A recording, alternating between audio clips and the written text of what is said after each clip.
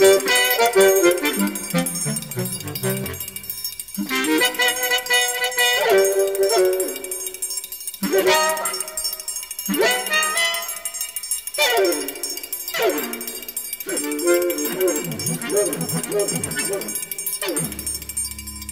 chiffres que nous allons indiquer sont en milliards d'euros et concernent l'année 2018. Le budget de l'Union européenne est d'environ 1% de la richesse produite par les États membres, soit 14 milliards et 800 millions d'euros. Ce budget pluriannuel est voté pour une période de 7 ans et il définit le montant à dépenser pour chaque année. Il est de 963 milliards d'euros pour la période 2014 à 2020. Chaque année, la Commission européenne propose un budget pour l'année suivante. Celui-ci est amendé par les députés qui composent le Parlement européen et par les ministres des Finances de chaque État membre qui composent le Conseil de l'Union européenne. Les négociations sont généralement longues, car la Commission et le Parlement étant généralement favorables à une hausse, tandis que les États membres, les premiers contributeurs au budget, y sont plus réticents.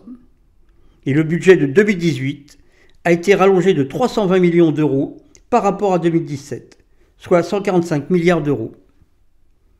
Il est obligatoire que les recettes compensent les dépenses. Pour 2018, les recettes s'élèvent à 145 milliards d'euros. Et le montant de ces recettes est divisé en 4 postes. Le premier poste, contribution, qui représente 71% du budget, soit 103 milliards d'euros. Il s'agit de la contribution de chaque État membre. Le deuxième poste, TVA, qui représente lui 12%, soit 18 milliards d'euros. Il s'agit d'un taux uniforme pour tous les États membres. Et le troisième poste, les droits de douane, qui représente 16% du budget, soit 24 milliards d'euros. Il s'agit des droits de douane perçus sur les importations des pays tiers. Et le dernier poste, le quatrième, qui s'appelle « Autres », représente 1% du budget, soit 1,4 milliard d'euros. Il s'agit de taxes sur rémunération du personnel, des amendes et des contributions des pays tiers.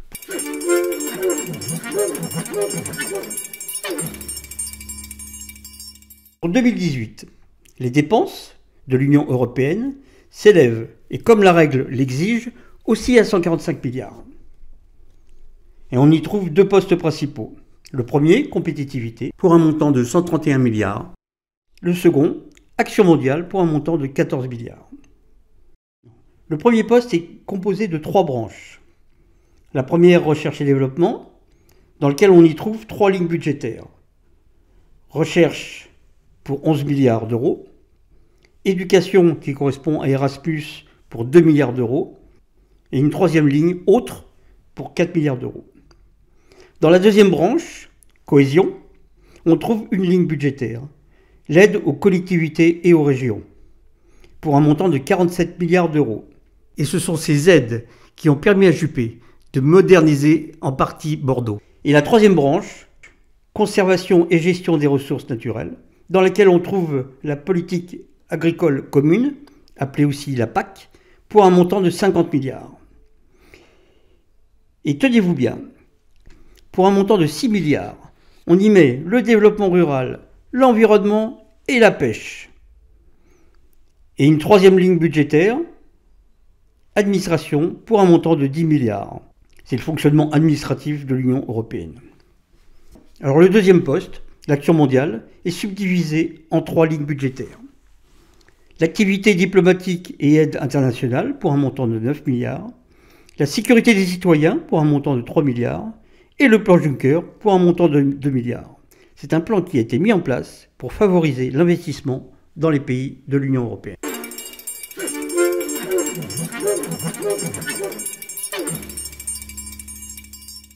Faisons un focus particulier sur la ligne budgétaire, conservation et gestion des ressources naturelles, dont la PAC, ou la politique agricole commune, à concurrence de plus de 50 milliards d'euros, est le principal bénéficiaire.